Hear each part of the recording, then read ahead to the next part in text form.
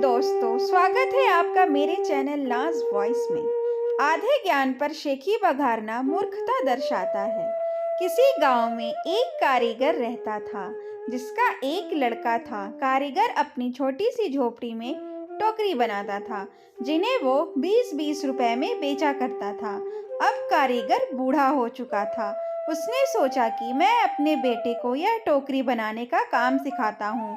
लड़के से कहा कि तुम उसे सीख लो, मैंने तुम्हारे दादाजी से सीखा है। ये हमारी पीढ़ियों से चला आ रहा काम है, अच्छा काम है। लड़का भी मान गया। टोकरी बनाने का काम सीखने को पिताजी ने लड़का को टोकरी बनानी सिखाई और उसे बाजार में बेचकर आने को कहा। लड़का टोकरी को लेकर बाजार गया और बेचकर आया ही था। पिताजी ने पूछा कि उदास क्यों हो? लड़का बोला कि मेरी बनाई हुई टोकरी केवल 10 रुपए में ही बिकी। पिताजी ने कहा, चलो कोई बात नहीं, आज तुम्हें और अच्छी टोकरी बनाना सिखाता हूँ, और उसे बाजार में बेचने को कहा। लड़का टोकरी लेकर बाजार गया और अपनी बनाई टोकरी को 15 रुपए में बेचकर आया। लड़का अब भी उदास था। पिताजी ने फिर उदासी का कारण पूछा तो लड़के ने कहा कि टोकरी केवल 15 रुपए में ही बिकी। पिताजी ने कहा, कोई बात नहीं, धीरे धीरे तुम्हारी बनाई हुई टोकरी अच्छे दामों में बिकने लगेगी। तुम अच्छे से टोकरी बनाना सीखते रहो। पिताजी ने और अधिक अच्छी टोकरी सिखाई और टोकरी बनाकर बेचने को कहा। लड़का बाजार गया और उस दिन उसकी टोकरी 30 रुपए में बिक गई। लड़का बहुत खुश हुआ। पिताजी ने पूछा कि आज कितने रुपए की टोकरी बेची? लड़के ने कहा, आज मेरी बनाई टोकरी 30 रुपए की बिकी है।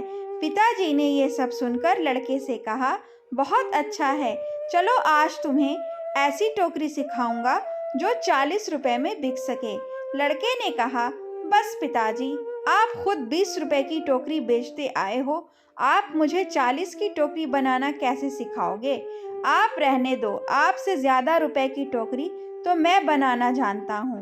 इतना सुनकर पिताजी ने कहा, ऐसा ही कुछ मैंने भी कहा था जब मेरे पिताजी खुद 15 रुपए की टोकरी बेचते थे और एक दिन मेरी टोकरी 20 रुपए में बिक गई।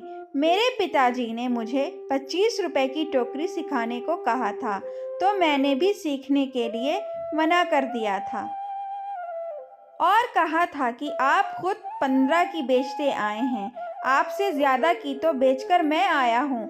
और तब से जीवन भर 20 रुपए की ही टोकरी बेचता रहा, क्योंकि उससे ज़्यादा की टोकरी मैं सीख ही नहीं पाया। कहानी से सीख। ये कहानी हमें सिखाती है कि हमें थोड़ा सा सीखने पर यह घमंड नहीं होना चाहिए कि अब मैं सब कुछ जानता हूँ, क्योंकि ऐसा हो सकता है कि हर कोई कुछ न कुछ आपसे अधिक जानता हो। हमें हमेशा कुछ न कुछ सीखते रहना चाहिए। तो दोस्तों, ये थी आज की कहानी। ये कहानी आपको कैसी लगी कमेंट बॉक्स में कमेंट करके ज़रूर बताएं।